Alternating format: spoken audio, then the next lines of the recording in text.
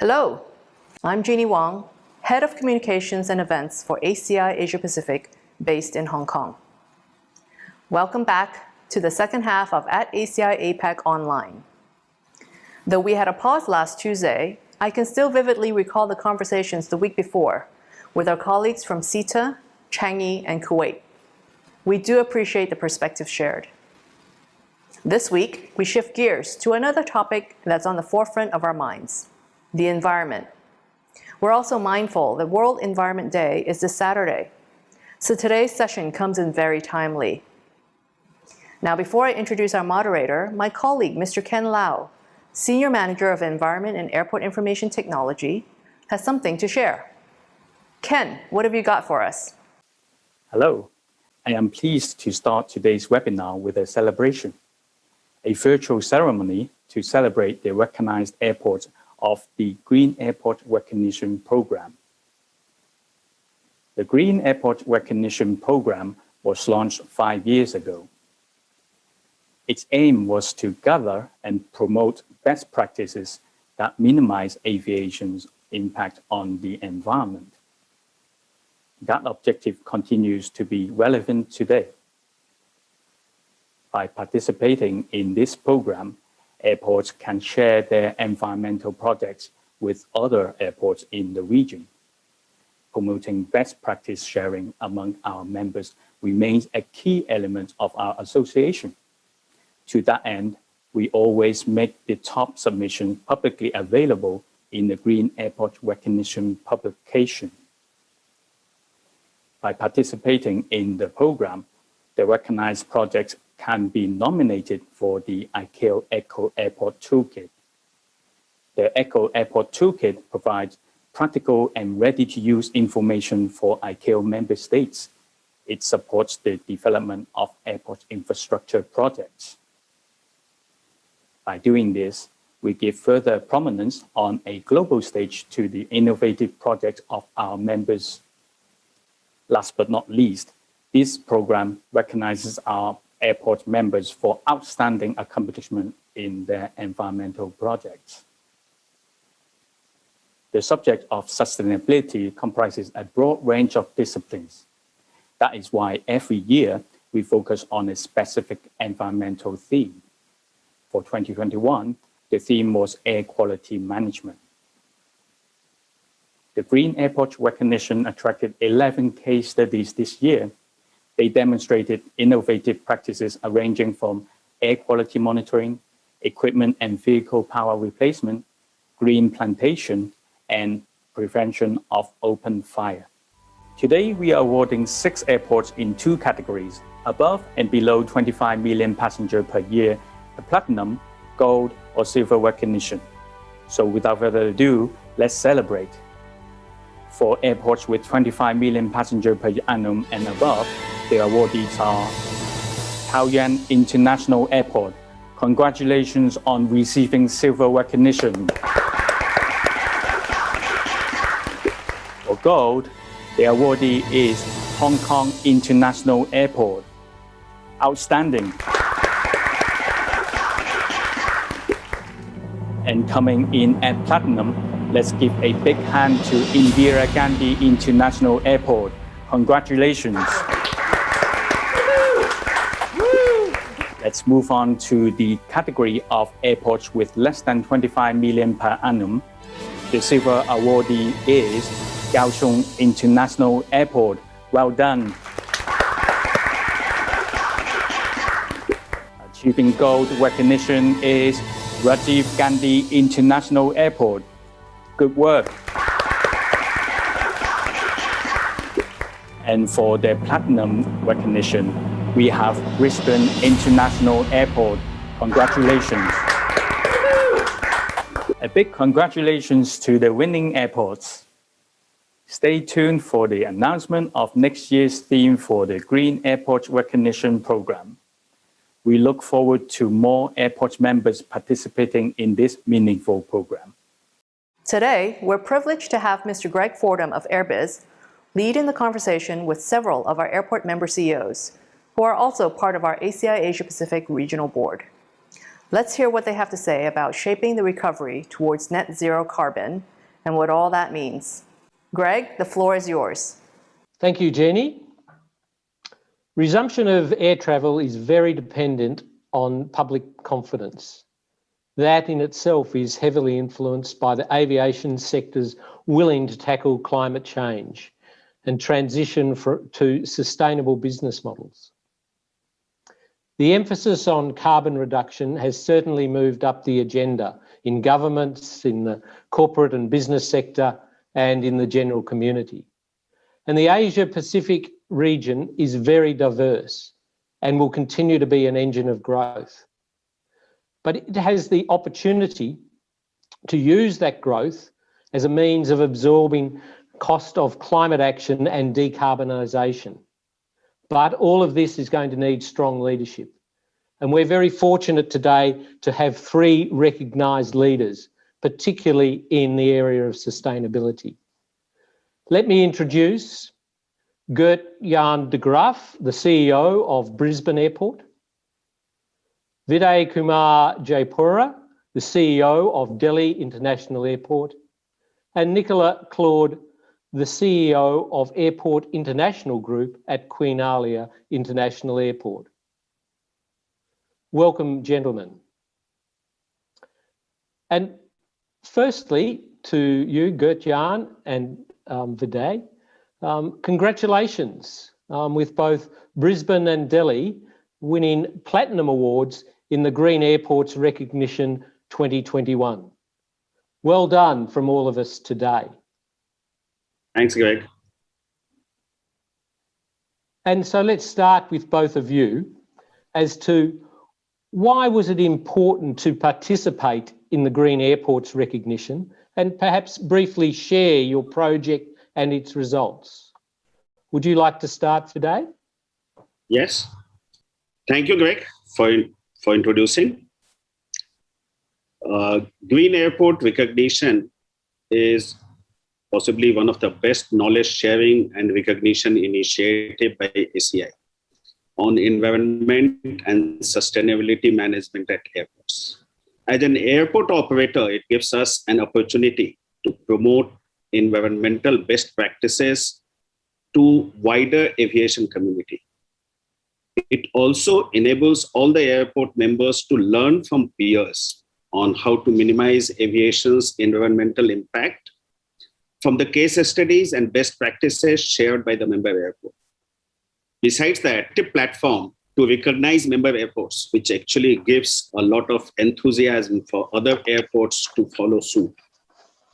We have been continuously participating in this ever since its inception in 2017 and have been among winning airports at various levels like platinum, gold, silver.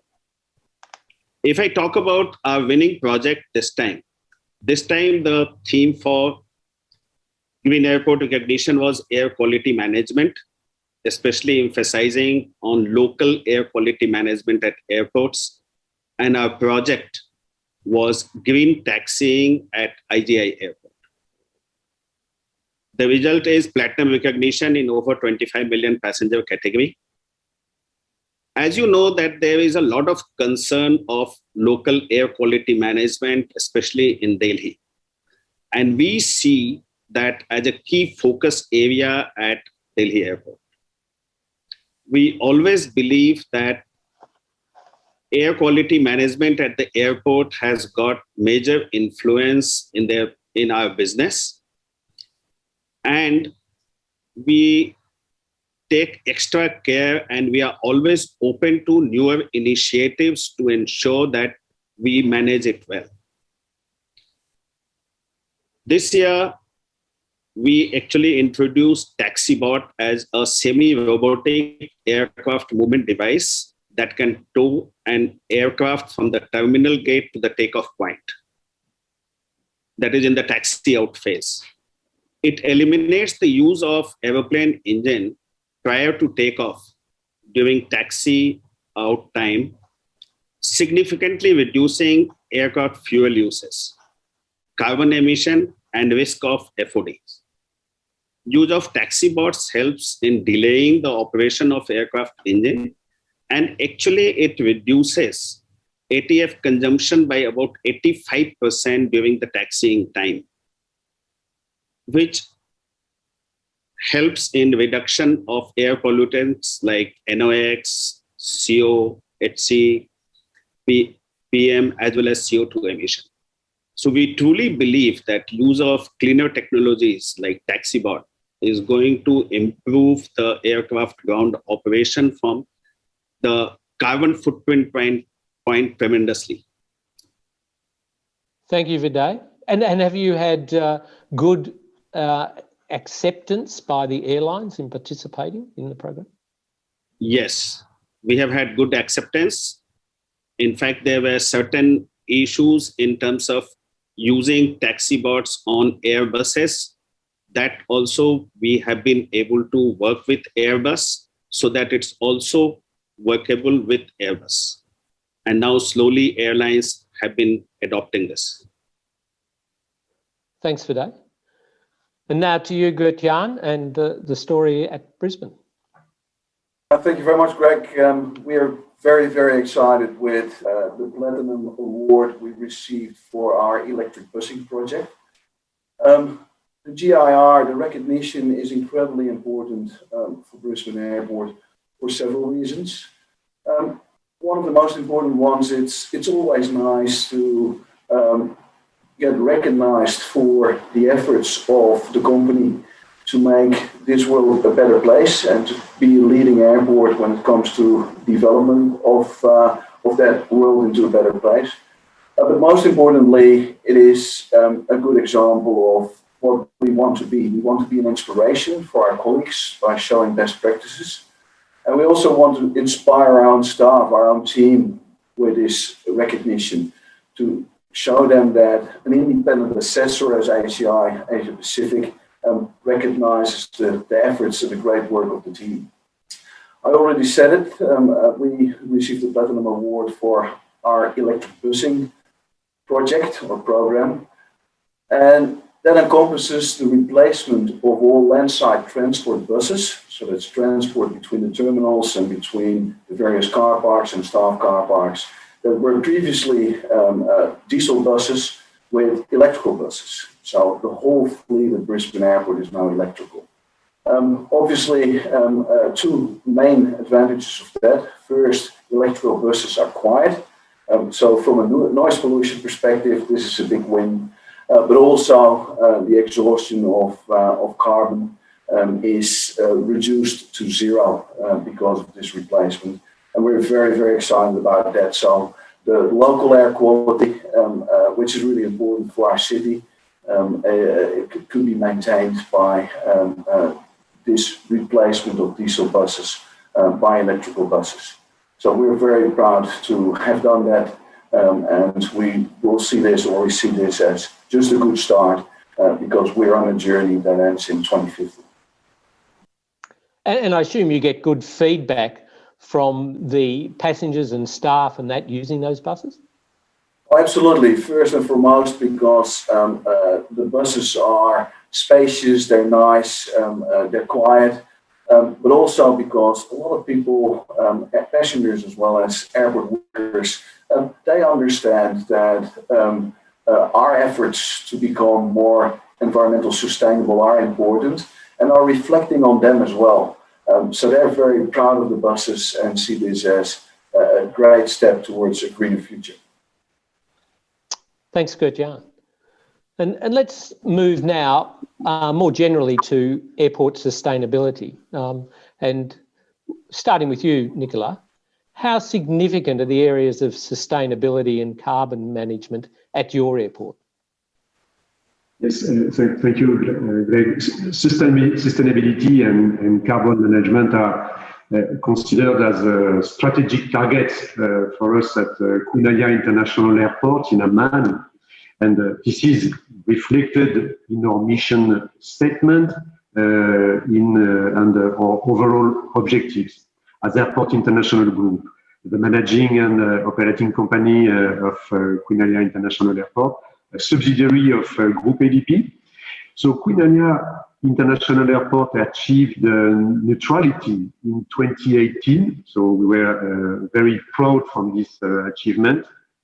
To be the first, in addition, in the Middle East, and we are motivated to go further and beyond the target, planning for the airport carbon accreditation level 4+. Even in Jordan, where global warming and climate change are worldwide concerns, but if we take Jordan in specific, it has a significant impact. Particularly on natural resources like water. So the ever decreasing rainfall levels are imposing long-term strategic challenges, combined, of course, with the concern of the raised summer temperature.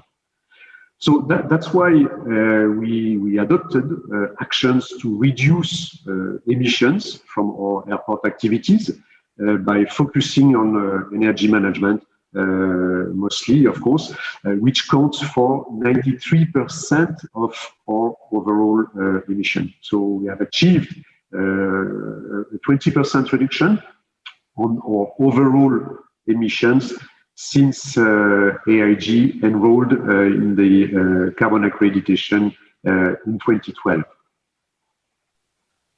Very good, and clearly a leader, particularly in your region, and a region that's often recognised as being dependent on fossil fuels. So yeah, a good story. Exactly. Yeah, totally. That's why this is part of our real important objectives, and we will continue, of course, as we will see it later on in the discussion. To you, Viday, organisationally, how is sustainability represented in your company? Sustainability in overall DIAL strategy. In fact, we typically look at any of the initiatives that we take through three lenses of economic, environmental, and society impact of that. So for that, we have got there is a sustainability committee, which actually goes through most of the projects and also reports to the board on a regular basis and comes out with sustainability report to the public once in 2 years. We actually also aim to develop any development that we are doing at the airport. For example, we are currently in the process of expanding one of the terminals.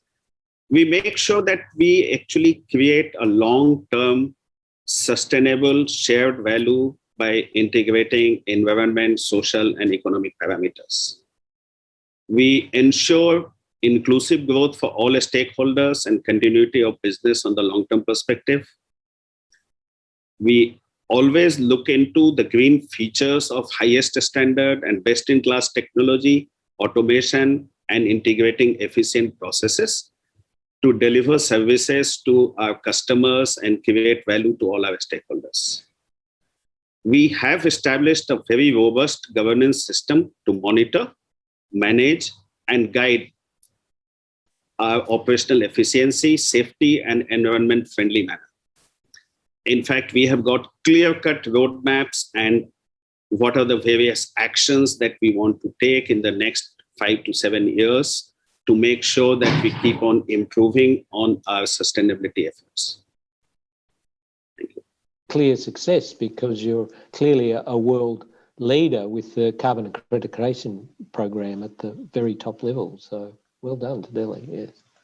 Yes, I think all our efforts are telling into our accreditation of 4+, where we are only the second airport in the world and first in Asia Pacific. So all this is because of the continued effort and integrated effort, where we basically embed this philosophy in everything that we do. Excellent. And now to you, Gert-Jan. How does sustainability fit into your overall strategy at Brisbane, and in particularly to your financial objectives, which is most important? Environmental sustainability is an integral part of the purpose of this company, of the strategy of the company. We would like to deliver added value and creating value for all our major stakeholders.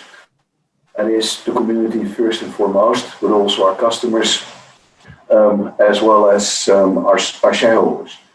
What we're doing at Brisbane Airport is we're not looking at environmental sustainability as a cost. We think the cost of inactivity is much higher. We see it as an investment, as an integral part of the way we're doing business, and we're investing in the future.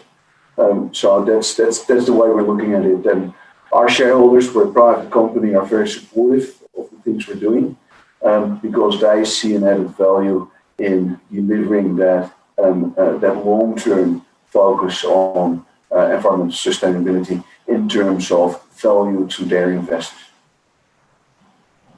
And I've heard people say that it's actually going to be cheaper to invest now into because of the growing cost of carbon and the like, that if we delay, then it could be a much bigger burden in the future. Would you agree with that?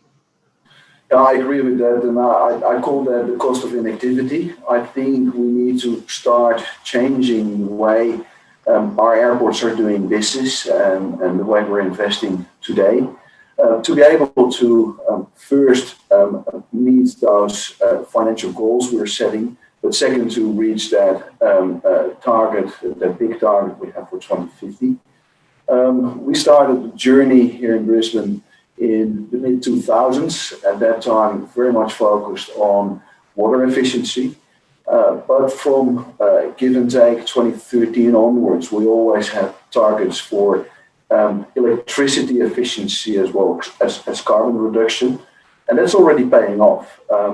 Things like the reduction in carbon and electricity due to the fact that we implement solar, for example, at the airport, that pays off in financial terms, but also in terms of reaching that bigger goal. And of course, in terms of investment, it was fine up until a big event last year with COVID-19, of course. So to you all, how has the current pandemic crisis impact on your airport's focus on sustainability, carbon management and climate related action? Perhaps you first, Nicolas, what's been the impact on these areas? Yes, of course, when COVID-19 increased, in your view, the need to expedite or work towards sustainability, enforcing priorities which we had identified before the pandemic, and our commitment has been further illustrated when we renewed our L3 level 3 plus certification during this unprecedented times. The reduction of the overall operation, as in most of the airports, but in Amman, is still around 70 to 80% compared to 2019, and of course the impact we have the associated impact on our finances. This led us to look even more than before for any opportunity to make savings. So, as mentioned previously, energy management and efficiency were some of the key points we focused on. So in January 2020, just prior to the pandemic, we had just concluded our second energy audit. So we started to implement first the most effective actions recommended by this energy audit. Of course, actions also with an important effect, but with the limited investment requirements due to the situation. So, as for some examples, but based on this, we reduced temperature settings in server rooms in the terminal, and of course we stopped part of the operation of the terminal. We closed one of our two runways. So one runway only, and it's still not operating. So as overall, this allowed us to reach a reduction of the overall consumption in 2020 of 26%. So an achievement that was the result of all these measures. And I'm sure some of those things will flow on, you know, beyond recovery, and so there will be some positive gains out of what this crisis has been. Exactly. And of course, we will continue in the future with our energy reduction actions based on this audit that we have done. And to you, Viday, has COVID-19 affected your very ambitious, you know, goals and targets in terms of sustainability? Has there been an impact on it?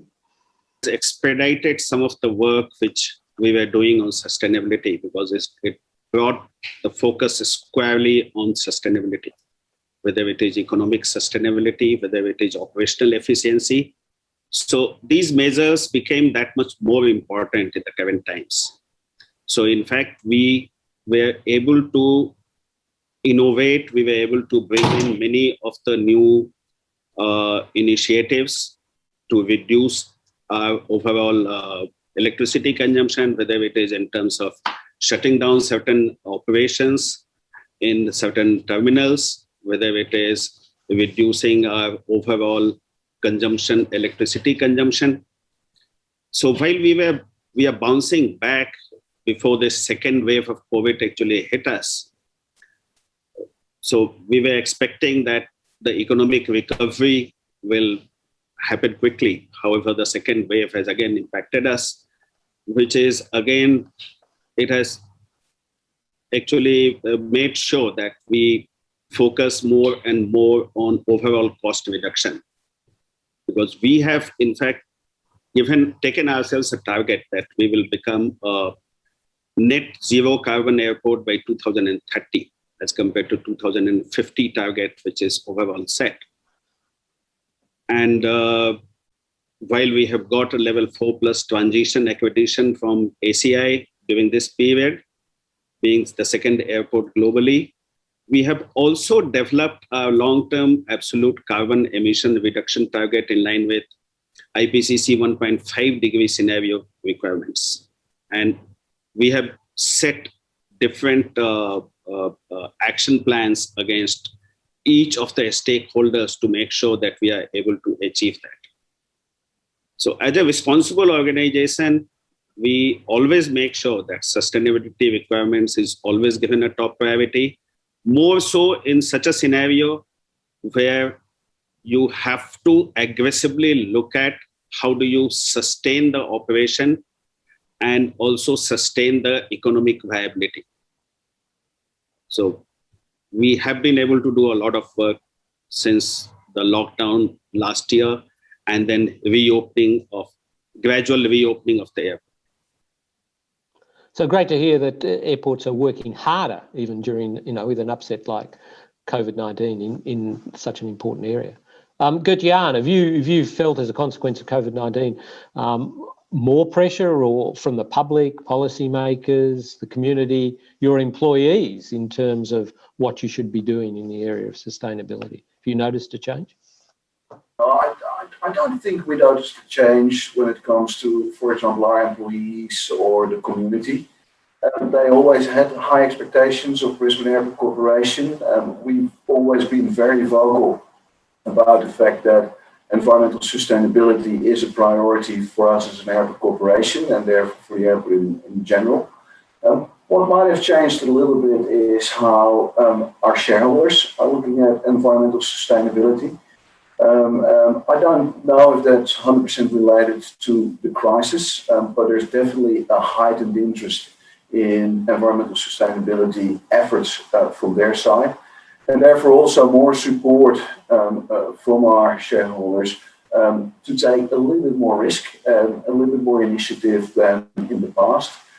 So we've done exactly the same as Nicolas and Viday. We didn't waste the crisis. We got on with a couple of things that otherwise would have taken longer. but because of the relative inactivity at the airport, we could do now in an expedited way, very much focused on efficiency and effectiveness of our processes. And I think that's going to pay off in the future. And that's, of course, benefits not only our customers, our passengers, but also the shareholders. So I think what we're seeing is a heightened interest from shareholders to be good corporate citizens and at the same time try to achieve effectiveness and efficiencies in the way we're investing and operating the airport. And we've already heard Viday talk about their targets for net zero carbon, which are quite aggressive. Gert-Jan, as an airport CEO, how realistic is reaching net zero carbon for your airport? And is it a priority? Oh, it's absolutely a priority. It's a priority for several reasons. I don't think as airports we can afford to do nothing. I think it's essential for our license to operate, but also our license to grow not only the airports but our industry to try to achieve net zero in 2050. Again, a priority for us as an airport corporation. I think it's achievable. I think we are, as an airport industry, and at least if I talk for myself, we are on track for net zero in terms of Scope 1 emissions, and probably in the next couple of years. The Scope 2 emissions are a little bit more challenging because we're strongly dependent on investments of the government in a green grid, in the off-airport generation of electricity.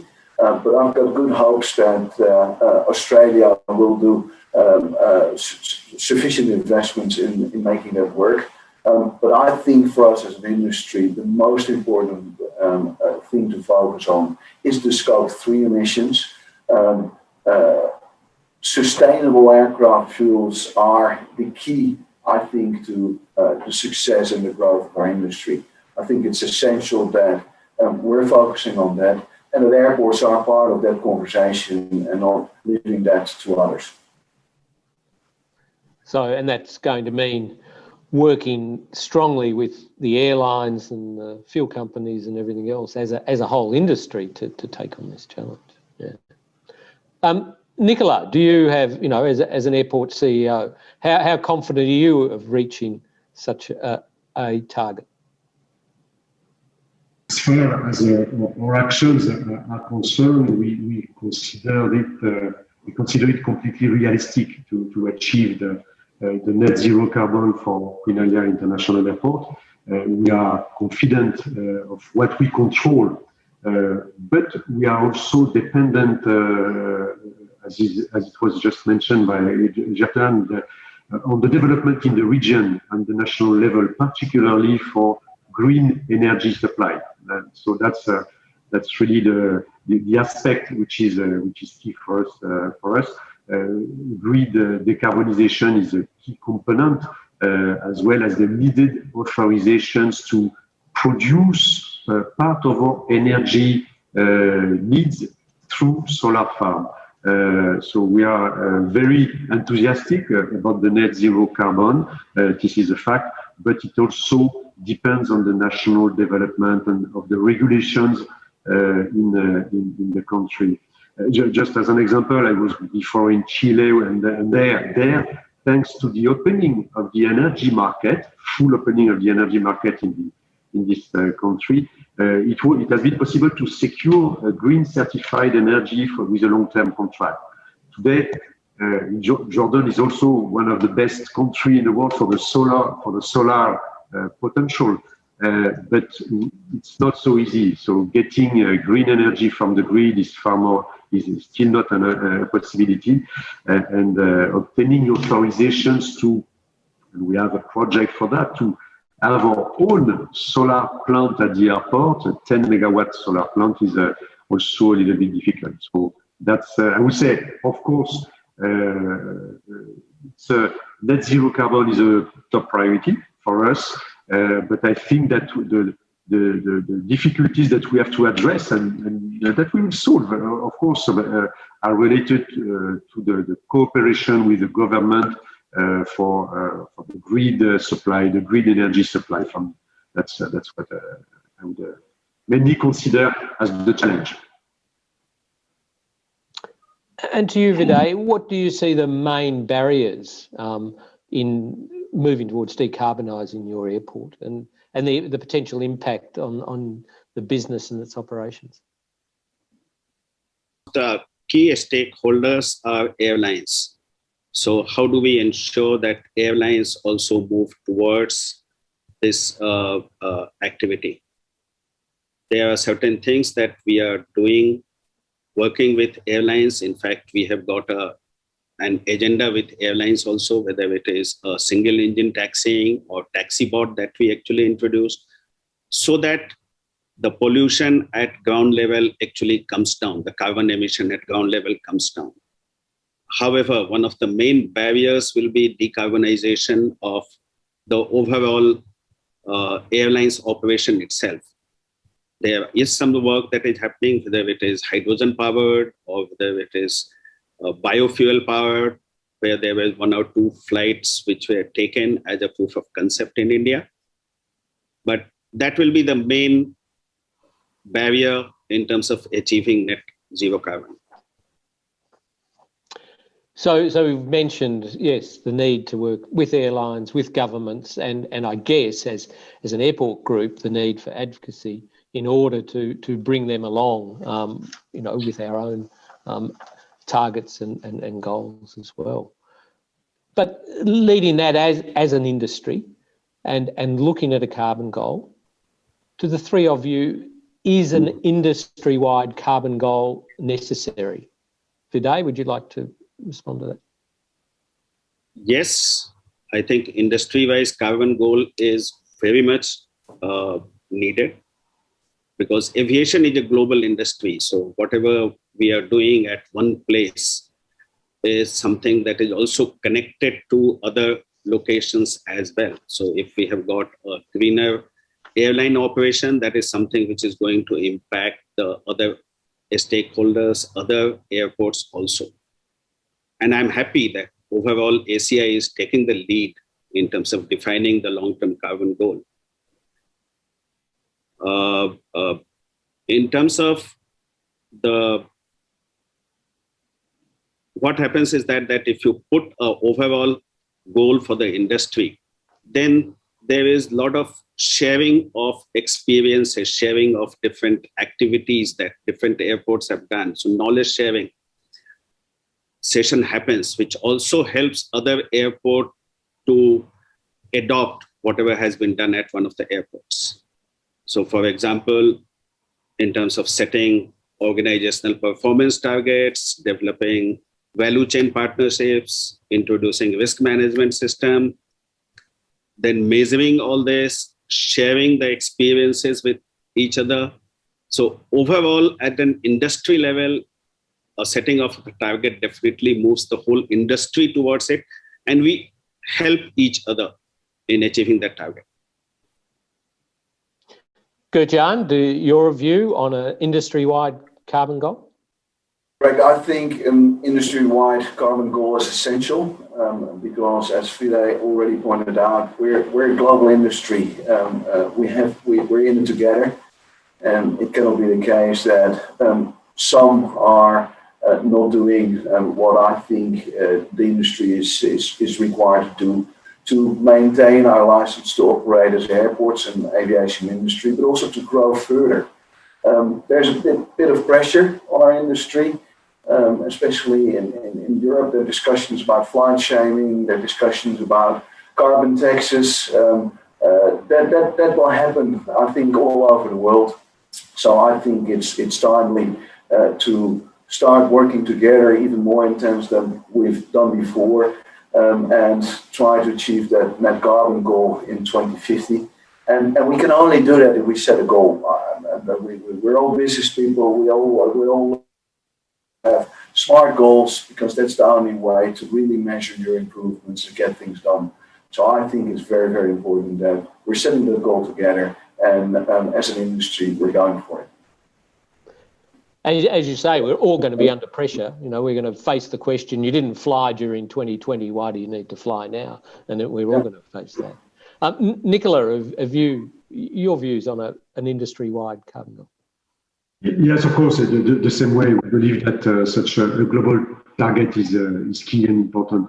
The conditions are not the same for all airports, of course, but still a unified framework is needed to ensure the alignment and the similarity in both understanding and implementation. So we consider it really key. Such an industry goal is an additional motivation for all parties involved, and it sends also a strong message to the clients, to the stakeholders, that sustainability is a key commitment of the industry, and that we are all mobilized for a better and more responsible future.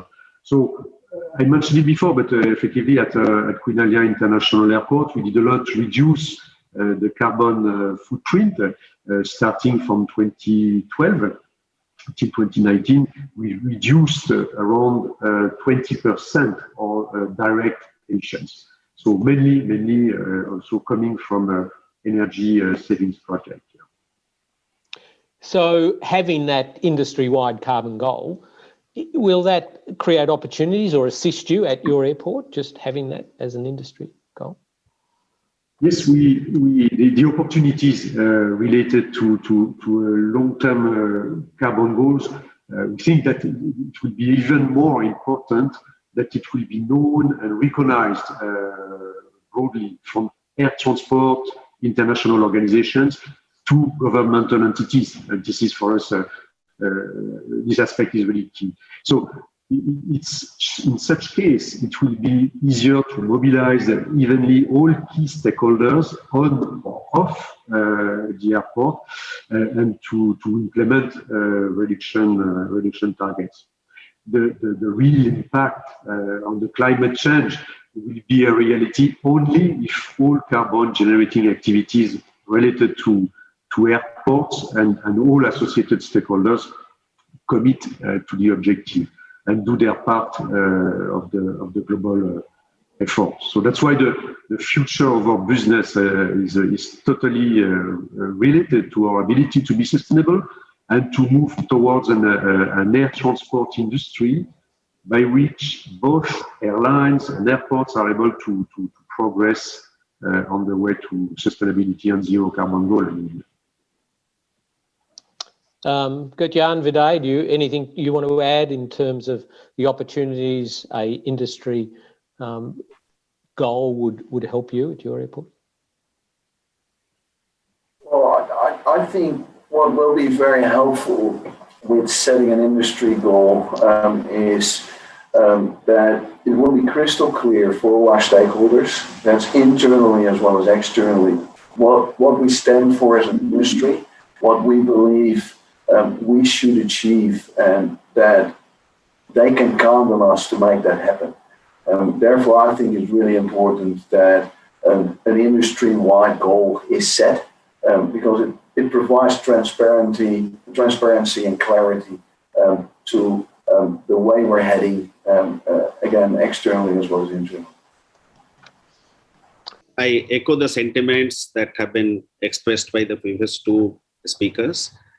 In fact, if you have got a goal like this, which is overall industry goal and which is something which benefits all the stakeholders, you get that much better stakeholder alignment, and that helps the whole team to actually work towards a higher level of goal.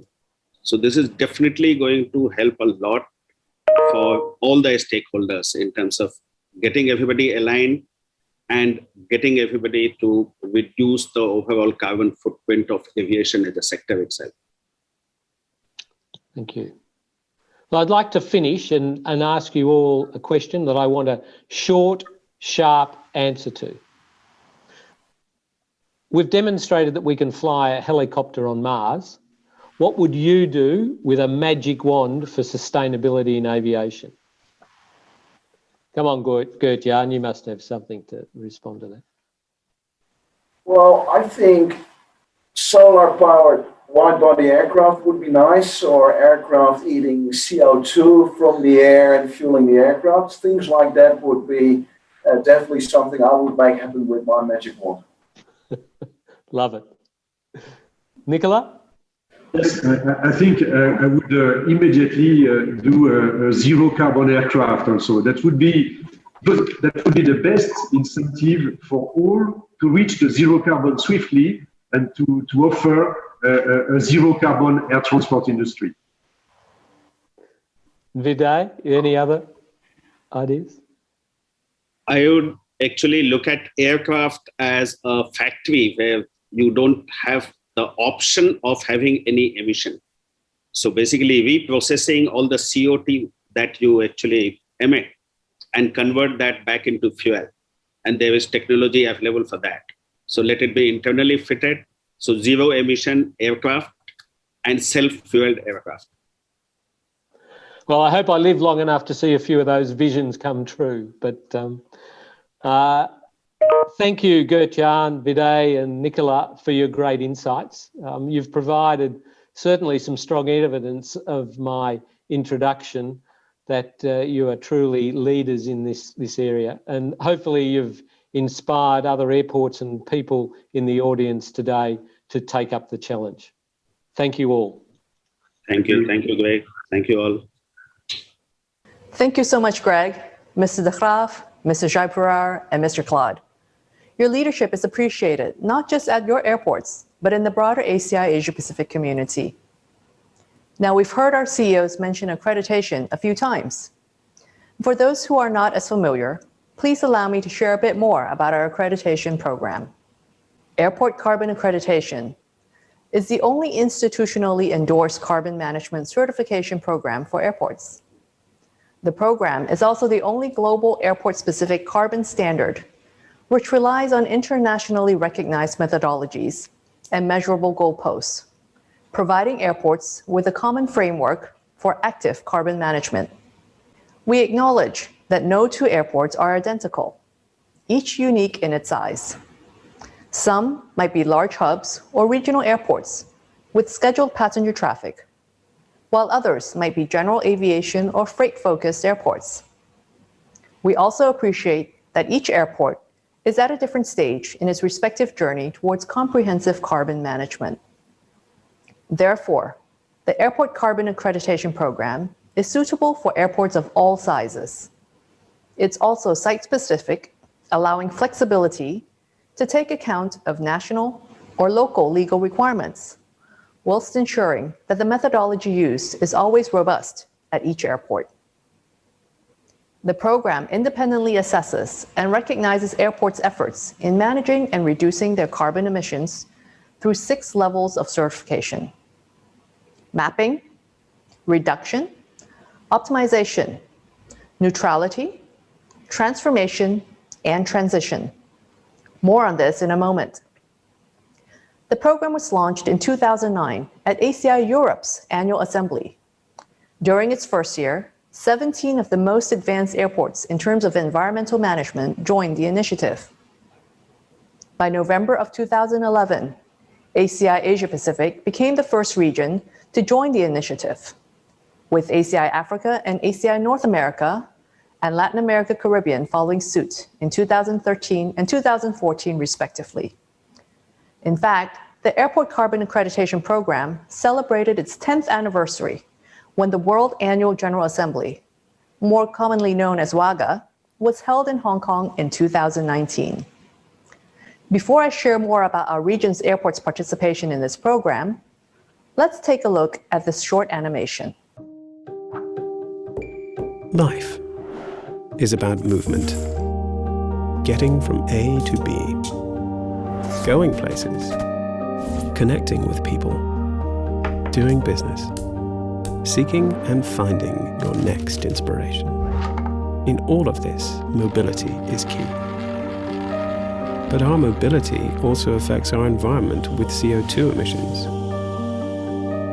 If you decided to reduce your carbon emissions from now on, how would you go about it?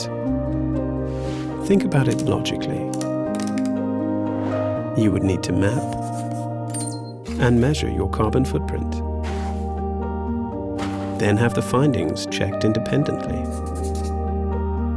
With that information, you'd then take action to reduce your emissions.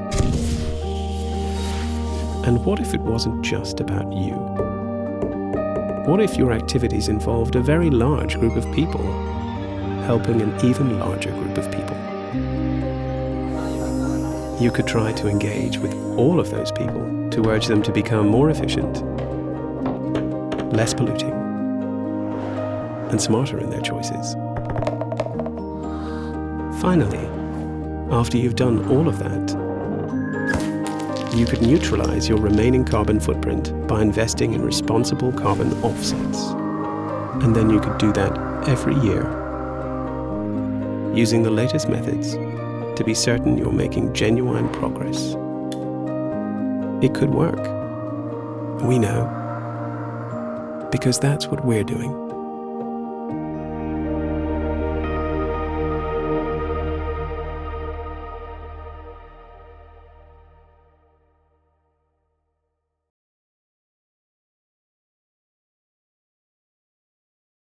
Despite the challenges of the pandemic, for the past 18 months or so, our airport members' ambitions and efforts to make a real difference in airport carbon emissions has not stopped. Last November, the Airport Carbon Accreditation Program added 2 new levels, Level 4 Transformation and Level 4 Plus Transition, bringing the program to the 6 levels of certification we have today. These 2 additional levels set out further obligations for its participants, namely alignment with the Paris Agreement, extended carbon footprint, and enhanced stakeholder engagement. For us in Asia Pacific, we were super proud of Christchurch International Airport in New Zealand being first to attain Level 4 transformation, and Delhi International Airport in India being first to attain Level 4 Plus transition, as Mr. Jaipurar mentioned a few minutes ago in the interview. We appreciate Christchurch and Delhi's representation and leadership for our region.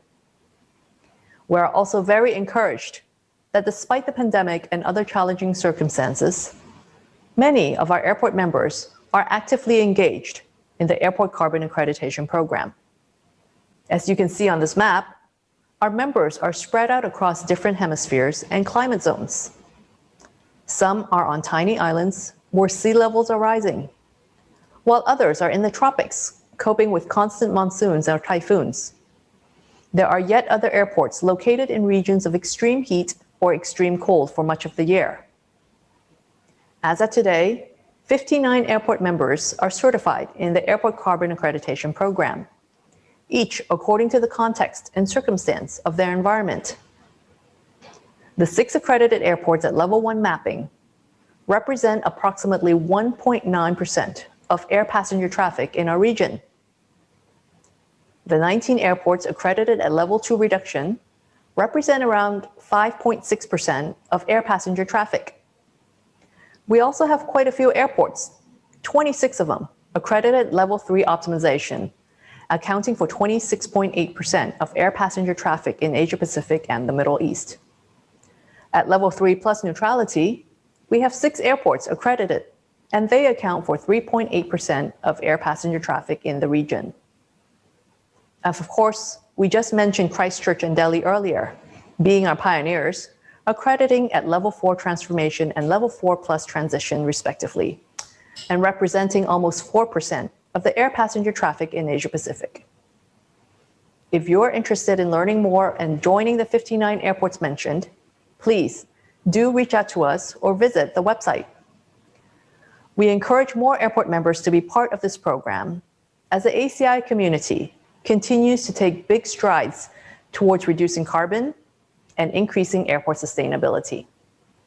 The environment and the issues surrounding it are here to stay on the forefront of conversations. In fact, ACI World has been conducting a wide-ranging study to identify a global net zero goal for the world's airports. So we look forward to the results of the study in due course.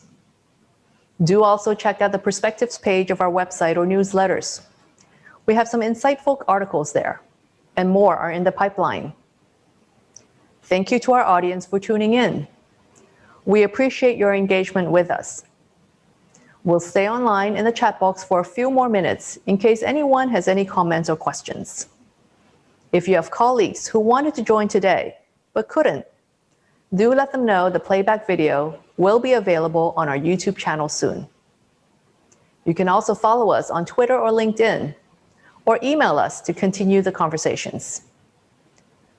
Join us next week for yet another fascinating session. Ian Taylor of Arup, our World Business Partner, will lead us in exploring what is a sustainable paradigm for Asia's greenfield airports. See you next week.